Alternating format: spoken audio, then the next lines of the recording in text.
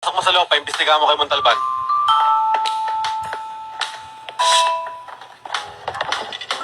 Montalban, order yun. Ikaw muna naman yan eh. Pinahirapan ako yan eh. Ikaw nang bahala dyan ha. Wala mo na yan. Maghintay ka. Pangalan, 1, apelido. 2, 3. 1, 2, 3. Saan ka nakatira? Numero ng tahanan mo. 4562 Street. 4562 Street. Corner 8910 Avenue. Corner 8910 Avenue. Puro numero ito. Pasinyo gobyerno, sila naglagay eh. Talagang kayo, wala na kayong pagbabago. Eh kung magbabago ako, salbahe ang dating ko. Mabait ka ba? Oo, pinagli ako sa anghel eh. Anghel, gusto mo ba maging kerubin? Hindi naman oh. Ang gawain nyo, masama.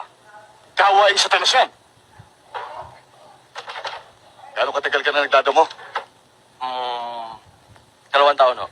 2 taon, ha? Ano may epekto nito? Maganda. Maganda, ha?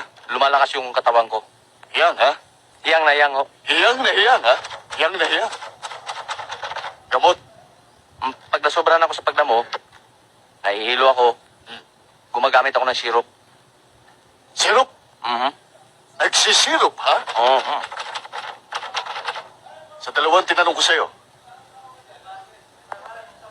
Masama ang dating ng marijuana. Masama talaga yun. Kayo ba yung nagmamariwana?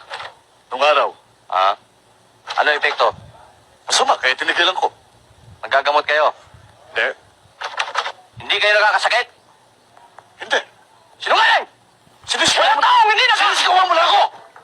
Yeah. Nagkabaliktad ng sitwasyon. Bakit ka tanong ng tanong? Sagot kayo ng sagot.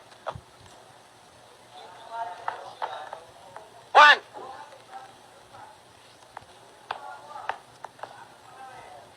Ano ba sinasabi ni Sargento na pinaghahabol ka raw ng pulis? Hinuli ako sa pagdadamutay eh.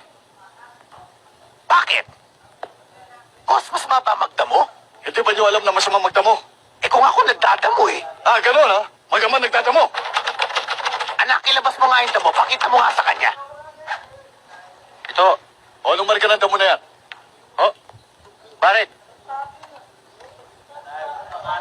Meron ba parit?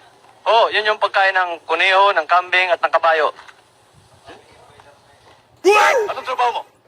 Kutsero. Katunayan nga eh, diyan ko binubuhay ang pamilya ko sa damo. Gano'n. Nagugulan ako. Bakit naman gano'n? Hindi ko agad sinabi sa akin. Hindi nyo agad tinanong! Mga bisit kayo! Sige, huli kayo! Sige, magsilayas kayo! Wala ba kayong kabayo sa inyo? Mga bisit!